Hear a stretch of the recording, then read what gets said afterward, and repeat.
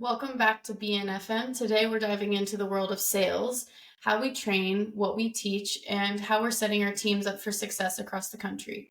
Joining me today is Hayden Veach, our sales manager and the leader behind Sales University, the training program every new sales hire goes through when they join Bottleless Nation. We're going to break down the bones of our sales process, talk about what happens during ride-alongs, and get a look into the future of the sales education here at Bottleless Nation, including a new project Hayden is working on that I'm excited to share about. So Hayden, you've been a part of this story from the early days. You mentioned when we talked previously about starting as an intern, and now you hmm are working in sales.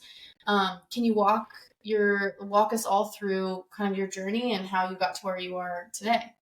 Sure. So, as far as an internship goes, Austin had a pretty compelling sales pitch. I was 17, I think, so I was still in high school, and Okay. he told us, he sat everybody down and said, here's what we're doing. This is the goal. This is the dream, and I'm going after it. I said, okay. And he said, well, I really need somebody to help prep and repair equipment. I said, that's perfectly fine. I just don't know how to do that. And he's like, oh, I'll get you manuals. It'll be an easy summer job. It was definitely a summer job. It wasn't easy, but it was. I was happy to be a part of it. Our first office there was right off Michigan Road, a nice little unair conditioned kind of garage that we set up a prep station and everything. And it was fun though. It was very unique. The equipment was, I'd say, maybe less technologically advanced at the time, so a little easier to repair and prep. But that kind of one thing led to another. I technically was going out and doing surveys, seeing what people were doing for drinking water, seeing if there's any interest, if they use jugs, Mm-hmm. if they didn't. At one point, we had 300 ice machines out, and they needed service stickers. So my job was to go out and put service stickers on 300 ice machines. And then I think I spent a summer installing equipment, and that was the summer I think or year two or year three where things really boomed. And as soon as you know it, every day had five, maybe six installs on the board, and that was very fun, but also it was also a good growing a lesson in growth, just because it was a lot. But that Yeah. kind of sums it up. And after that, I jumped into sales when I was probably about 20 or 21. In the summertime, I would start actually going out and about and pulling cards and selling. So I've been through the sales university process.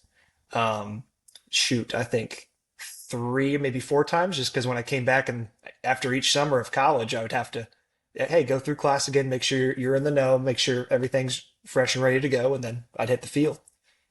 So that's a kind of a broad strokes version of my journey. Okay. Well, there's a couple things I want to touch on that you said. One of the terms it used was pulling cards. For those of hmm us who don't know, what do you mean by that? Pulling Yeah, cards. pulling cards. We call it in university training cold calling. Okay. It's just you're going up, you're pulling on doors, you're walking in, and you're talking to somebody in the front desk or somebody having a smoke break or whoever you can chat with to get some information Mm-hmm. about their drinking water. Obviously, being friendly, being asking about the weather, doing something to build some rapport, but just get a sense of what their situation is before we leave. Yeah. That's yeah. What would you think was the hardest part when you got started? Because I just imagine me, I mean, I've worked in sales, but it's always been maybe like a warmer sales lead, not so much, hmm walking in being like, hey, here I am. And so one of the things I feel like would be hard is like getting told no immediately or like go away or, something Yeah. negative. So I guess hmm what were the hardest things when you first started in The learning about hardest sales? Yeah, good question. The hardest thing was not taking it personally and not Mm, and early on getting an understanding of you never know the kind of day somebody's having. mhm, So I would walk in and also the understanding that I looked at it as like every time you're making a first impression, sometimes 50, 60 times a day. So you want to make sure it's a good one. So, mhm, put your best foot forward, smile, be nice, but at the same time, I remember my first Blitz day, which is first business day of the month. New or sales reps are supposed to get 50 cards, and I went and I got like 55, and I got told no probably 15 times, and those 15 stood out more than the 55. And just talking to my brothers, talking to my dad, and as soon as I got a good grasp of, oh, it's not personal, it's business, and you never know what somebody's going through, then I was able to shrug those off. I Yeah. think that's the most common hurdle that we run into. Yeah. Definitely. Do you have a moment that sticks out where you were that was like just such a, I don't know, maybe like a turning point in what you thought about sales, or maybe a learning moment that you were like, wow, okay, I still think about that today. Yeah, absolutely. A story I still talk about, and I got one from when I was selling and one from when I was still installing. Okay. We're the equipment that we offer has such an impact to the offices, and I know Cameron put a free trial in for a water and ice machine. My job was to go pick it up. It'd been in for 14 days and they hadn't signed it yet. As am uninstalling the ice machine, there's three or four ladies in the office that stood in front of me and didn't let me leave. They're like, "You need to put that back. Like, we love this thing so much." And I leveled with them. I said, "Look, your boss needs to sign for it, or it can't stay. It's been here for 2 weeks." So they walked to his office and had him sign the agreement. And then I reinstalled the unit and everybody was happy. So that was one from when I was a technician of like, wow, this really means a lot to people. I'd say from a selling standpoint, I run into it pretty often of I'll stop in on a 2 day follow up and people are filling up jugs. If it's towards the end of the day, people are filling up jugs to take home. Or I've gotten hugs from people before like this thing is unbelievable and it's really kind of changed the vibe in the office. Or more commonly that if I put it in a centralized break area, that the people that work in the warehouse, the people that work in the office, they both go use it and they get to have more interaction with each other. So they Mm, kind of build work rapport that way, or sometimes make a friend or two. Just a lot of little situations that are really, really cool. I tend yeah. to run into. That's awesome. And then at one point, I don't think I have a good timeline. Was Sales University when everything started, Sales University always existed, or was there a time where it came in later? And I know it's evolved over time, but Yeah, were those hand in absolutely. hand? Yeah, so Sales University is a rendition of I believe Todd Susie and like somewhere a couple businesses ago around the 2007 2008 timeframe. Him and my dad had the idea, and Mhm. then and Todd Hetton ran it, and Todd trained me like every summer there for a while. Oh yes, So a very cool, rendition of very it, cool. yeah, has existed since I think 2007 or 2008. We've just always been tweaking, making little, adding something, maybe cutting something out, and depending on what people are interested in, what way the times are going. Yeah. We weren't talking about go green and sustainability initiatives at first. Now people care, and that's Hmm. something that we definitely help with, as an example. But yeah, it's been around for a long time. But just we'll keep on making little tweaks and just doing everything we can to help the sales team hit the ground running after their first full sales week. Very cool. And what can you walk us through what does the first couple weeks, someone gets hired on as a salesperson, what does Mhm. that timeline look like for a new salesperson? Yeah, absolutely. So, new salesperson, they're going to get onboarded by their manager initially. They're going to get Okay. their equipment. They're going to get set up. Shortly after that, they'll be in touch with Anna Walski. She'll get them a pre-training guide. Hey, here are your talk tracks. Here's a pre-training. It's a slideshow of the first section that we cover at university to kind of help them get down some of the lingo that we cover, like TDS, for example, total dissolved solids. There's certain things that they'll have to know as we move forward, and just it'll be a lot of interaction with their managers, interaction with Anna from a pre-training standpoint and from a water dust training standpoint, getting them Hmm. adjusted to our CRM. And then a lot of role playing the talk track because the whole goal is they need to show up with it 90 to 95% down because we cover a lot. And the more, if somebody has it 95% down, we can have a little more fun, go into a little more of the nuanced situations, and also personalize a little bit to the rep themselves. But that's sort Nice. of what the 2 week time frame looks like. And we prefer that they also go out and pull some cards. They show up with 25 or 50 of their own cards. That way we can call on them. Hopefully they can leave there with some appointments for the next week. Nice, nice. So it's one of those things, it feels like you really want them to succeed. So it's like, okay, you need to do this to be prepared and we're gonna help Correct. you kind of fill in the Yes, gaps. it's all So very, very much laid out like, hey, here are the expectations, but here's your resources and here's everything you need to do. And mhm, then, and that's just the start because a lot of it when they show up to university, they said it's been called like drinking from a fire hose a little bit in a good way, but that's how much mhm. information we're covering. But Yeah. yeah, as time has gone on, it's really cool to see just like it's always been such a cool process, but now it's just so detailed from start to finish, everything's laid out. Yeah. Cool. And then I guess when you're going through and you guys are, you're doing this very often. So I guess are there moments during training where you find that people have the biggest like aha moments of like Mhm. something clicks with it? Yeah, a lot of the aha moments come from either their previous experiences or a lot of people.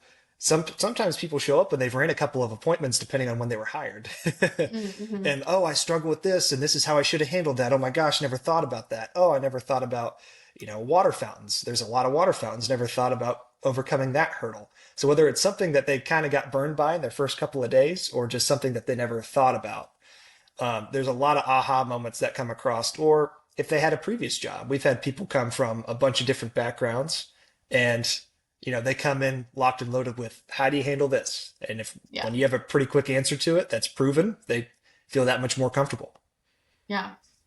And do you feel like a lot of people who are coming into sales university, or maybe what percentage of people have a background and maybe they've worked in sales before, and some people like this is their first, I don't know, I guess sales experience? Yeah, I think probably 70% of people we get have had some sort of sales background, but Mm-hmm. some of the better reps we've ever had, it's their first sales gig. Cool. Hey, I worked in HR in the past, or I did this and that, and this industry spoke to me, and there's really not, a sales background is cool, but we've had a lot of people make the jump and that be their first sales gig, and they've had tremendous success, which is also Yeah, really cool to see. that is cool. And I've also heard, I make all the business cards, so I get to see where people like what their titles are and things. And I've Hmm. seen where some people too will switch from working in service and then switch and flop to work in Yeah, sales. So I know that yeah, it happens absolutely. sometimes as well, like so internal changes. Hmm. Yeah, and But I think we've had tremendous success with them as well, just because they know that having a service background and then making the jump to sales, when you can tell people, a prospect, exactly how the cooler ticks and that mhm, you repaired them, they just immediately trust you a little more. Oh, you've yeah. worked with these, you've installed a couple hundred. Oh my gosh, that's great. So they have that advantage, and it's really cool to see. Yeah. Well, especially when that's a huge like selling point as well as that, people's machines break and no one's fixing them or Correct. they don't know how to fix them. And so having a good selling point of us being able to fix the machine quickly, I mean, has to be huge, especially, I mean, some of those machines are, they have to have water for their employees. So going without that is not really an option Hmm. for them. So, Yeah, we talk a lot on the sales side about, hey, we have a tremendous service team, and yeah. they are fantastic and they're timely. When somebody comes from that service team, it means that much more because they can tell you, hey, my average response time was 1.4 or 1.6 business days, and that's Yeah. how we operate. We're well above the industry standard. Love Yeah, I that. just think it's really cool to see them make that jump if they so choose, and that they typically have a lot of success. Very cool. And what are some things that you guys do that give them real world experience as well? One of the things we talked about in the intro was the ride alongs. And I guess what does that look like, and how do you feel like it helps to prepare the sales reps? Absolutely. So a ride day, depending on what kind of ride day it is just Hmm. a manager riding along with the new rep and let you know how they think, what they're seeing, why they're stopping by a business, how they should approach it. And also, ideally, you have three, maybe four meetings lined up so you can see how a manager runs a meeting, what Hmm. kind of questions they ask, what they look for. It's just a good kind of look into how an experienced salesperson thinks or Yeah. somebody who's been in this industry for a while. Whereas if somebody before would be like, oh, I don't want to swing by that large manufacturing facility, it's a steel plant. We would just sit here and go, well, I think a majority of our customer base is manufacturing. It's hot out there. They probably go through jugs. They need some water. Just Hmm. something as simple as that to pretty nuanced and situations. Ride days are really, really cool. Good bonding, but also at the same time, really cool to see, a lot of questions going back and forth, but trying to tackle a day together, pull as many cards as you can, get some free trials, get some sales going. It's very, very cool. Hmm. It seems like the best way to learn is by doing as well. When it comes to sales, Mhm. you can memorize a script and you can do all those things, but until you're putting it into practice with a person who's giving you responses, I think that that's the best way, to learn how to Absolutely. really put it into play too. No, I would fully agree with that. It's yeah, learning by getting thrown into the fire is kind of all I've like known, Hmm. or my brothers and so on and so forth. But we give a lot more of resources and but also yeah, learning by doing, Yeah. getting yourself into situations that I know you've been trained on, but at the same time you got to execute. Yeah. It is very very cool to see, and a lot of ride days come away with a lot of productivity, whether it's pulling a lot of cards, learning some lessons, or getting demos or sales. Yeah. Do you have any like experiences where like something crazy happened? Like I just feel like you're going into these businesses, you're talking to people, you have to get like just crazy things that people say or do when you're talking with them. I'm not sure which ones I can talk about. There's Well, uh, legally maybe. yeah. We can see a lot when you're pulling out a lot of doors and you're walking into buildings. You can see a lot. Whether it's hey, let's go take a look at your break room, and there's a couple employees getting into an active brawl. Oh That's wow, happened a time or okay. two. Or or let's see here. Um, gosh, I feel like there's so many situations. I remember I've walked into a business before, and the front desk lady showed up late, and I watched her get kind of like fired on the spot. I'm sitting here just Oh like, my hey, I'm the gosh. water guy, just trying to walk in. There's I don't know, there's a lot of very unique kind of things you see in passing. Hmm. You're like, okay, got to stay focused. Yeah, yeah. Well, and I think that those things are awkward, especially if you're doing like a ride day and seeing some of those things just happen and just Hmm. going with the flow, because that's obviously not part of the plan. So, Oh yeah, or control the at all, I'm controllables is sure. what we say. No, I like that. I like that. Um, do you have any examples of like when you're working with people, I don't know, maybe something that like people don't understand about the world of sales and then, that you're able to show them and I don't know, maybe some of the because I think a lot of it is like psychological, that you guys talk about. I Hmm. guess there are any things like that where you feel like as you've gone along, you've learned and that have really helped you, just like little tactics or little rules of thumb, things like that, like tricks of the trade, I guess, if you will. Yeah, tricks of the trade. It's built into university that there's a little bit of psychology involved. We Hmm. ask a lot of as we're doing our talk tracks, hey, does that make sense, or something to get them kind of nodding, because after they've done this a bunch, it's a little harder for them to say no, Mm, which is okay. I enjoy. Also, that what they don't expect is I feel like when they say, okay, this water guy's coming by, we have the good advantage of it's very detailed and very in depth. They didn't expect to be talking about their tap water or the schedule of their 5 gallon jug delivery or what the inside of that might look like. So just asking more questions and covering a lot of bases is a very cool advantage. I feel like a lot of salespeople probably don't ask enough questions, whereas you want to ask all the questions you can. Hmm. If you ask them 30 questions, you can get three or four solid pain points of wow, we're running out of jugs every 2 weeks. I didn't think that was that big of a deal. Or you know what, I in the summertime, yeah, somebody the soft costs involved of somebody moving them throughout the warehouse. There's I think the biggest trick of the trade outside of the material that we cover is just asking good questions or enough questions to get a full idea of what you're dealing with. Because if Yeah. you ask four or five, you might have enough ammo to tackle whatever situation you're going into, but you never want to leave something hanging that you could have easily covered, if that makes Yeah. sense. But yeah, Yeah. I think that's one thing that I've kind of seen and experienced. Yeah, I think that's a good nugget because I feel like water is one of those things that everyone knows that they need, but it's also maybe not something that they're constantly thinking about, right? They're thinking about Hmm. their own business and they don't want to have to think Correct. about water. They want to think about like doing their own thing. But then you start thinking about, oh, like this could be getting your employees sick. And they're like, well, I can't be getting my employees sick, right? So then it becomes Hmm. a bigger it starts to climb the ladder of like what's important to them. Um, so I think that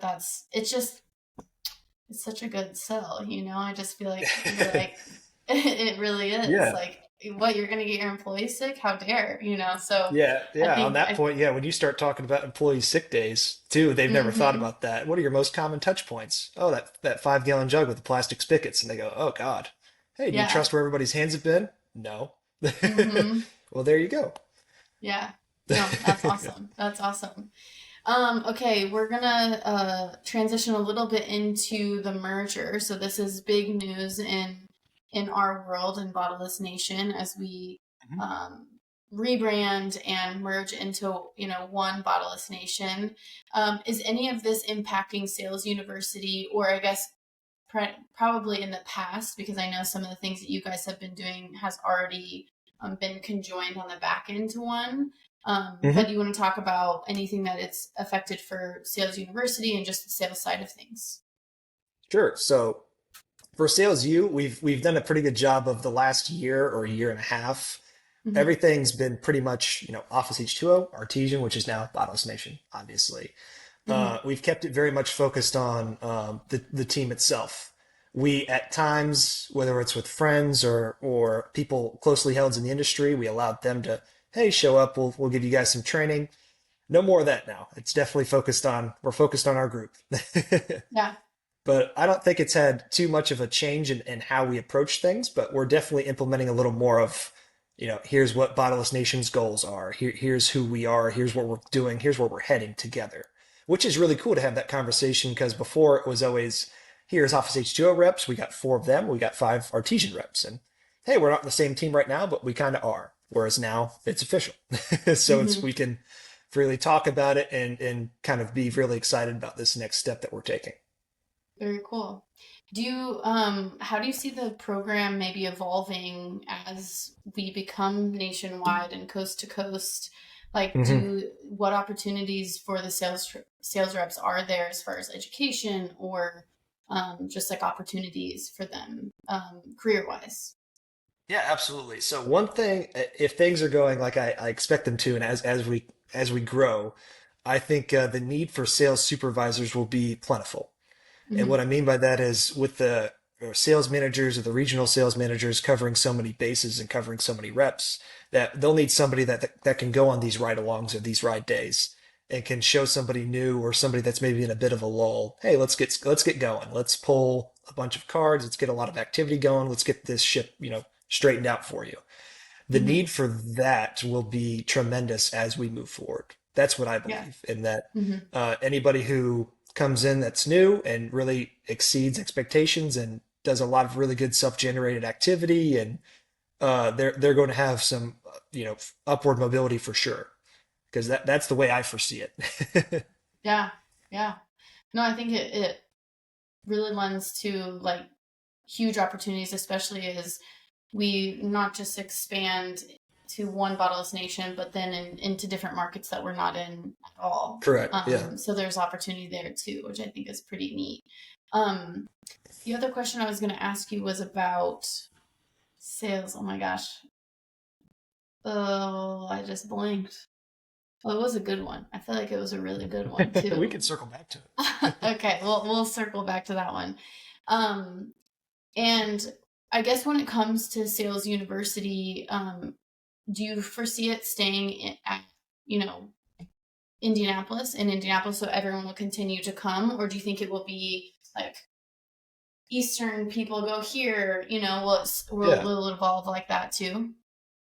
Potentially. I know for the time being, there was a lot of discussion about, OmniFlow or manufacturing Right. of switching it over just across the road there to manufacturing, so we can go and show the new reps the equipment itself, Oh, very and they can cool. have Mike Nelson walk them through. Hey, here's the S1, here's the S3, and here's how it works, and this is the situation it fits in. I think that opportunity is really really cool, and we have some space. So Yeah. for now, that I think for the next few years, that'll definitely be the way we're trending. Hmm. Ideally, yeah, if we're gonna look, if we're the goal to grow, and be a nationwide business, we probably need to have maybe a university that covers the eastern states and a university that covers the western states. They might take place at the same time.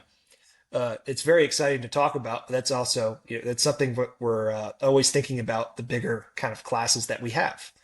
I know Hmm. this next year for 2026, we have 11 universities scheduled, and I believe that's the most we've ever had. So as that trends forward and as that keeps moving, that's something that very realistically might be an option. Yeah, that's very cool. Um, I thought of my question. I was going to ask it, especially as we, Office H2O started more Midwest based. So Hmm. people are maybe more similar, as they're in certain areas of the country, or the water is more similar in certain areas of the country. How do you adjust sales based on different areas, whether the people might be a little bit different, the industry might be different, or maybe the Hmm. water needs are different? Yeah, that is a great question. Yeah, we've had reps before, and let's say one rep comes in from Seattle. Hmm. Well, the Seattle market, that the water that comes off the mountains, it comes through tap around 40 or 50 parts per million, which from a standpoint of what we see everywhere else is relatively low. However, in that market, people really care about microplastics and they don't trust what's coming out of the pipes. So we can utilize that because a lot more people there are a little more on the, they're a little more in the know about what's going on with the drinking water. Whereas if somebody comes in from Phoenix, we might tackle, hey, your TDS or your total dissolved solids, they're like 900. The water is undrinkable. And they'll walk in and Hmm. some people will say, hey, we can't drink from the tap. It's so bad. And they'll kind of doubt if we can purify it.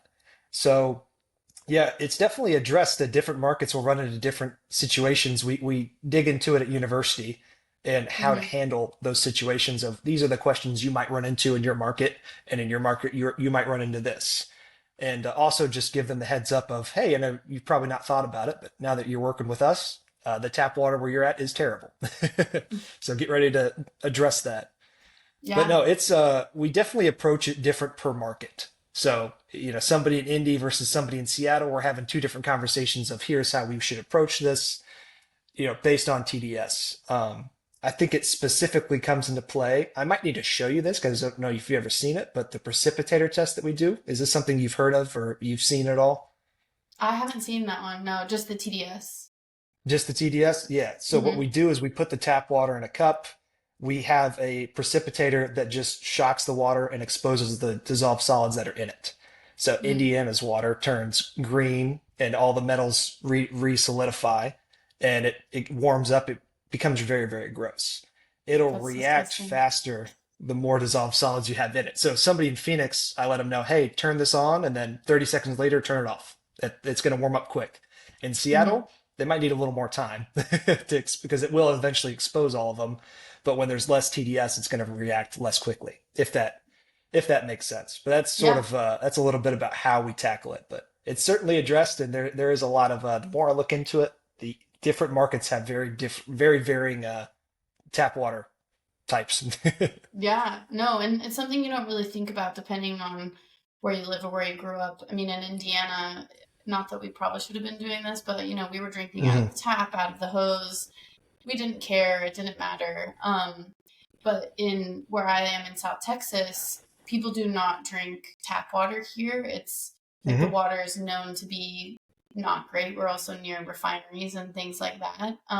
Exactly. Actually, something I was going to bring up because I would be curious to see what you guys think about it. So you have to do some research. We'll talk about it later. But there's a big thing going on down here with the desalination, Hmm. because the water supply is going to run out. So they're looking into ways to use ocean water, remove the salts, Oh, which gotcha. is very controversial because people there's economic reasons that they want to do it, but there's also environmental impacts. But what if we run out of water? So there's a lot of different schools of thought around it. Hmm. But people need water, right? Right. The industries around here that we serve also need water. So just something Hmm. interesting that's like super specific to our area. That's obviously not happening in other places, but is It's really always good to know. amazing. Yeah, yeah, for sure, for sure. Um, so one other topic I want to ask you about, this is the exciting project that's coming in 2026, is the new internal sales podcast. And I wanted to ask you so that people kind of know a little bit about it is, what is the goal of the internal sales podcast? What do people have to look forward to? Very exciting. I think the general goal is to dig very deep into situations that we run into in sales. So as Okay. somebody leaves sales university, or maybe if it's somebody that's been with us for 5 years and experienced a lot of success, it can be a good reminder or kind of a deep dive into how to approach certain situations. So we can get very specific, or the goal is to get very specific and cover a certain kind of more nuanced situation, how to properly approach it to give yourself the best chance of winning that deal, and that's not really an opportunity that we've had to dive into in the past. So it's good. It's Hmm. very exciting to kind of plan ahead for. That's about, as far as broad strokes go, it's about probably all the info I can give right now.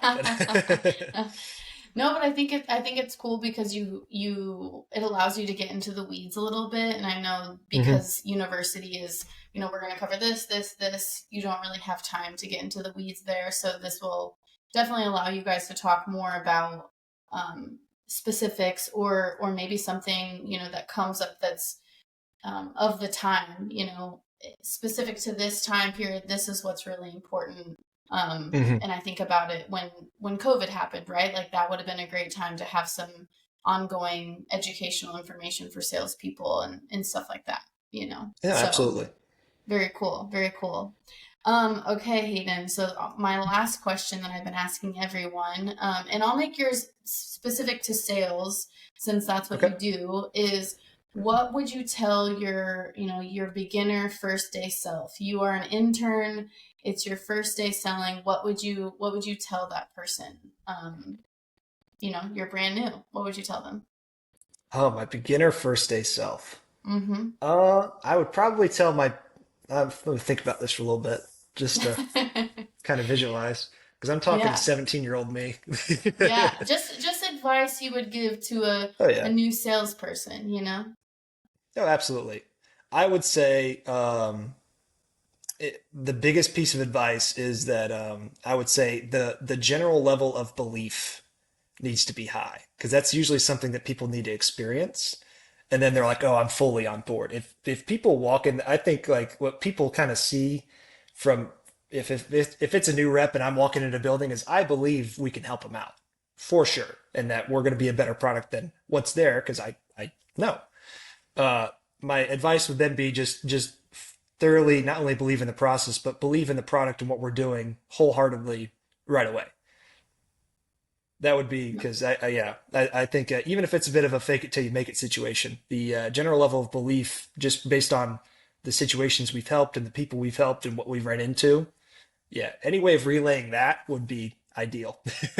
No, I think that's such good advice because if you go into it not believing that it's either helpful or that you can help them or believe that you have the ability to, I mean, that's like half of the game is believing. Hmm. If you go into the game thinking you're gonna lose, well, you're probably not gonna Yeah, you're win. probably not going to win. Yeah. Yeah, yeah. So no, I think that's a good reminder. So I love that. Well, Hayden, thank you for giving us a peek into Sales University and all that you do for the sales team. I think a lot of people are going to walk away with some really good nuggets, and I look forward to 2026 for sales and the internal podcast and all that comes for Bottleless Nation. So thank you for being here. Yeah, absolutely. Thank you so much for having me. Awesome. Thanks, Hayden. Thank you.